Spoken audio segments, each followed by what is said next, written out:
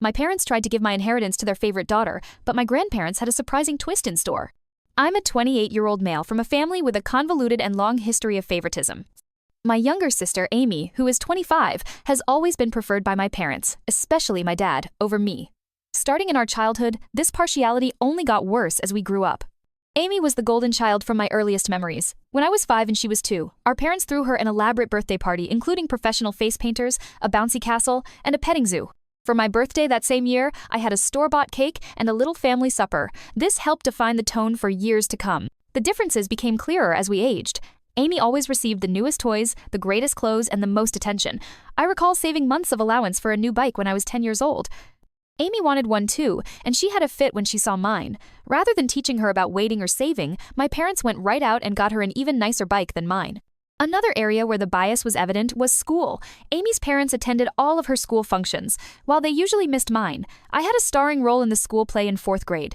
I practiced for weeks, driven by great enthusiasm. My parents arrived an hour late on the night of the play, missing my major scene. They were consoling Amy after she complained of a stomachache. She was fine later on. They had simply lost track of time playing with her. Regarding academics, nothing I ever did seemed sufficient. I joined the math club, often received straight A's in middle school, and even took first place in a regional science fair. Though my parents hardly noticed these successes, they gave Amy a celebratory dinner and purchased her a new phone as encouragement to keep getting better when she scored a B+ on one test in her weakest subject. High school in particular was difficult. With an eye toward their approval, I threw myself into whatever activity I could. Along with keeping a 4.0 GPA, I was editor of the school newspaper and captain of the debate team. Amy cruised through school, barely keeping a C average, and spent much of her time hanging out with friends. I was chosen from our university as one of 2 junior-year applicants to participate in a famous summer program at Harvard. It was such an honor, and I felt great. My dad grumbled and changed the topic to Amy's forthcoming dancing performance when I told them the news over supper. My mother at least remarked, "That's nice," but she moved on fast. My parents couldn't bring me to the airport on the night I was leaving for Harvard. Amy's concert fell on the same day, and they wanted to see Amy perform. I asked the parents of a friend for a ride. Another agonizing experience was the college application process. I worked for months on improving my essays, engaged in extracurricular activities, and did SAT preparation. Several elite colleges accepted me, and I was given a sizable scholarship to my ideal college. When I told my parents about this at supper, their reaction was barely passable. "That's good, but don't let it go to your head. College isn't everything," my dad advised. "Just remember about us when you're off becoming a big shot," my mother said. On the other hand, my parents were quite understanding when Amy barely passed high school and chose not to attend college. They admired her for knowing herself and for defying social expectations, something they never did for me. They even paid for a car for her as a graduation gift. Emotionally, this persistent favoritism hurt me greatly over my teens and early 20s. I battled anxiety and despair, beginning therapy in college. I came to realize that my parents' actions were not my fault. Years of effort were needed to develop my self-esteem and learn to validate myself rather than depending on my parents' approval. My immediate family did not help me, yet I still managed to lead a decent life. By the time I graduated from college with honors, I had a decent job in finance and even purchased my own house by 27 years old. Though my parents aren't, I'm proud of what I've accomplished. Here's where the current drama begins. My grandfather on my dad's side died not too long ago. He left a sizable estate. He was a successful businessman who started from nothing. In his will, he split his possessions equally among his grandchildren, including me, Amy, and our cousins, as well as his children, my dad, and his siblings. My portion of the bequest was significant, roughly $500,000. It would have allowed me to invest in my future, pay off my education loans, and perhaps even launch my own company someday. This unanticipated windfall and the chances it could present made me happy.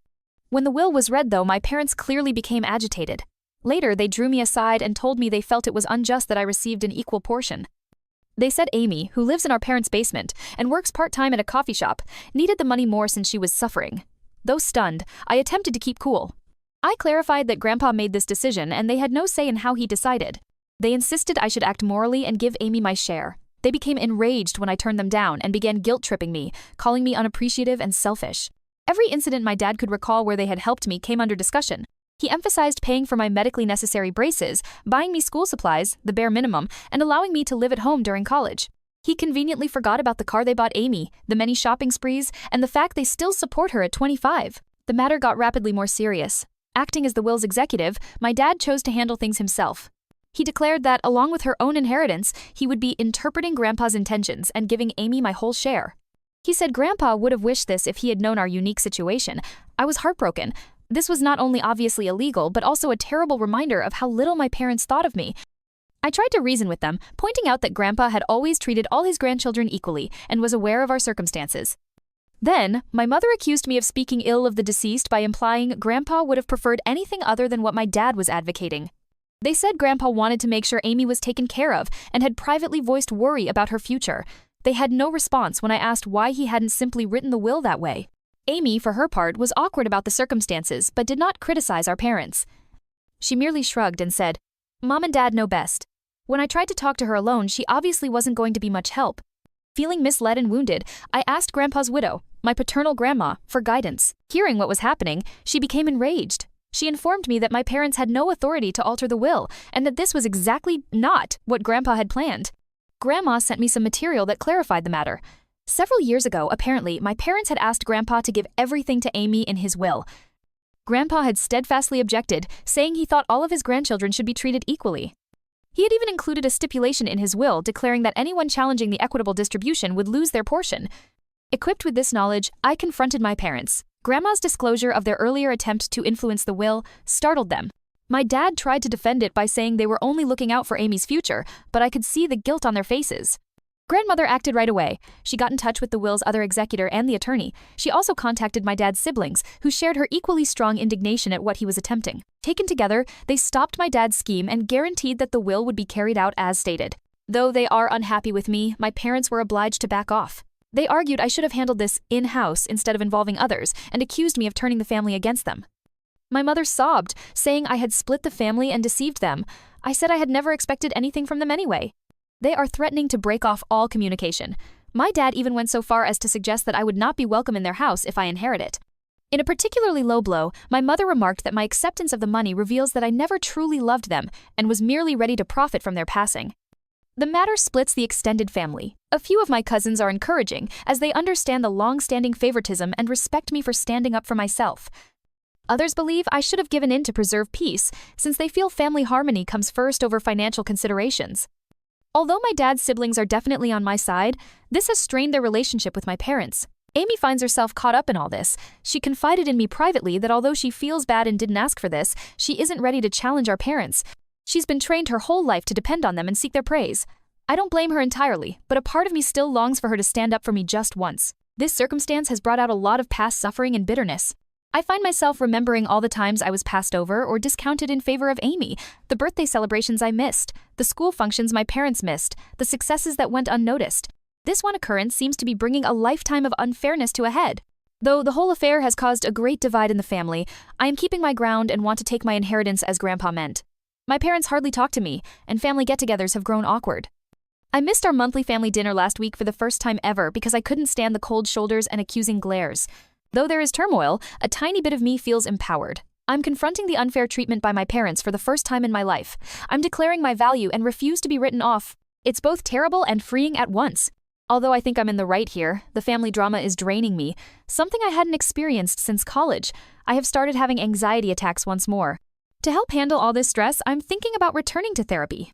Am I wrong for refusing to comply with my parents' expectations and accepting my inheritance? Should I have simply handed Amy the money to maintain peace? Although I'm tired of being the family scapegoat, I also fear losing my family entirely. Any guidance or viewpoint would be much appreciated. Update. Since my first post 6 months ago, a lot has happened.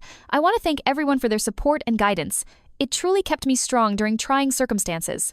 Let me start with the legal aspect of things. Many of you advised, and I did see my own attorney.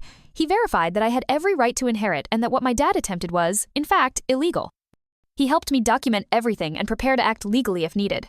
Fortunately, things didn't unfold that way. My grandma, her attorney, and my dad's siblings worked things out without involving court. I received my full inheritance, and the will was carried out exactly as intended. Because of his attempts to manipulate the will, my dad was removed as an executor. This was a somewhat demanding process, spanning several weeks. My parents threatened litigation. There were tense meetings and furious phone calls, but ultimately, the law was unambiguous and they had to back off. Still ongoing, though, the family fallout has been noteworthy. At first, my parents doubled down on their viewpoint. They accused me of being greedy and neglectful of my sister. They also tried to turn other family members against me, spreading allegations that I had somehow coerced Grandpa into giving me money. Luckily, most of the family saw through their scheme. About 1 month following the will's acceptance, there was one really unpleasant incident at a family gathering. My parents showed up unannounced at my aunt's house. She was hosting and hadn't invited them. They started a scene, shouting about how I had taken from Amy and corrupted Grandma against her. My dad started shouting, saying I had ruined all these wonderful memories. My mother flung an old photo album squarely at my feet. It was awkward and terrible. It took several relatives to cool things down and persuade my parents to leave. Bless her heart, my grandmother turned out to be my most powerful supporter throughout all of this. She related tales of how my grandfather had always been proud of my achievements and how he especially wanted to make sure all his grandchildren had equal chances. She even said Grandpa had maintained a scrapbook of my accomplishments, newspaper clippings of academic honors, copies of my college acceptance letters, and even the program from that school play my parents had been late for. This was both a sad and wonderful realization. Grandma also volunteered to set the record straight with the wider family. She organized a family gathering, excluding my parents, and laid out the entire history of my parents' partiality, including events I had long forgotten or had never even heard about. Having someone finally recognize the unfairness I had gone through for years was validating, but it also reopened old scars. About my sister Amy, she finally found her voice in all this. She came to me personally and apologized for not standing up for me earlier. After some soul-searching and several long talks with our grandmother, she said she thought our parents' favoritism was wrong, but she had been too terrified to confront it. We discussed our childhood and how it influenced both of us at great length and with emotional intensity. Amy admitted that being the favorite child wasn't as wonderful as it seemed. She never learned how to stand on her own 2 feet and felt great pressure to live up to our parents' expectations. She shared stories of times she wanted to do things on her own, but our parents would swoop in and handle everything for her, depriving her of the opportunity to grow and learn from her mistakes. For our relationship, this talk marked a sea change. We began to mend the sibling link our parents' partiality had broken. Just the 2 of us have been routinely meeting for coffee to talk and support each other through this family crisis. Her declaring that she was going to pay for college with her inheritance astonished everyone. She claimed seeing me stand up for myself motivated her to start managing her own life. Once she decided what she wanted to study, she registered at a nearby community college first, intending to transfer to a 4-year university. Our parents let out startled gasps. They knew I believed that their babying had not done Amy any favors. The response of my parents to all this has been varied and evolving. They first attacked both of us angrily. They tried to guilt Amy into quitting college to help the family, saying I had turned her against them. They changed strategy when that proved ineffective.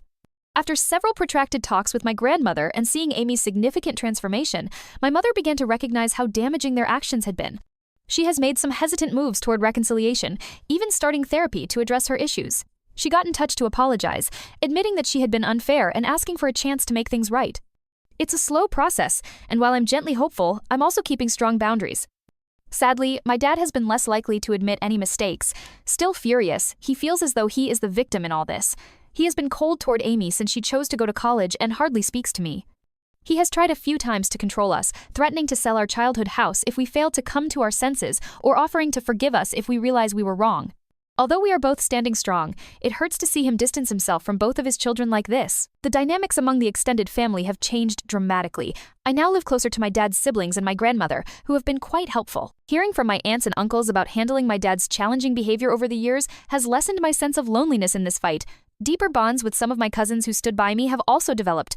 Starting a monthly cousin dinner allows us to all catch up, free from the drama of the older generations. For myself, I have been making good use of my inheritance. Having paid off my college loans, I now feel an amazing degree of financial freedom.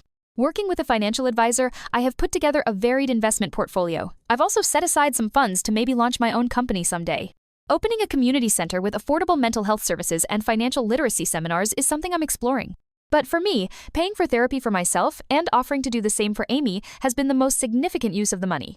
Both of us are learning to set healthy boundaries with our parents and are working on healing from our childhood experiences.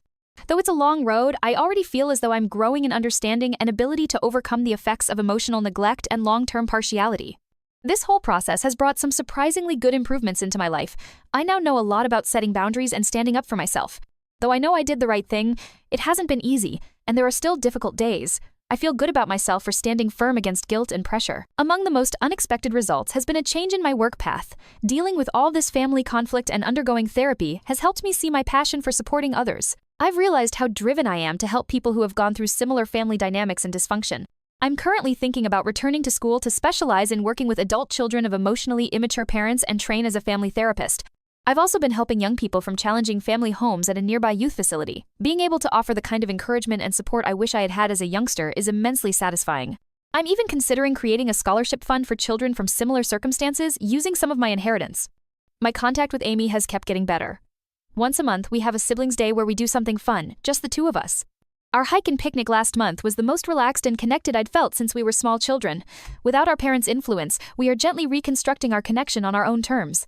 Regarding my parents, things remain tricky. My mom has been trying to rebuild our relationship. She has been regularly attending therapy and has even begun to see some of the damage her favoritism caused. We have had a few one-on-one lunches where we've had some honest, though challenging, talks about our past and moving forward. It's not perfect, but improvement is evident. My dad still resists change. He still says he did nothing illegal and that Amy and I should be appreciative. He refuses to be in the same room with me, which is why he's missed several family functions. Although it hurts, I'm trying to let go of my need to make him see things differently or control his reactions.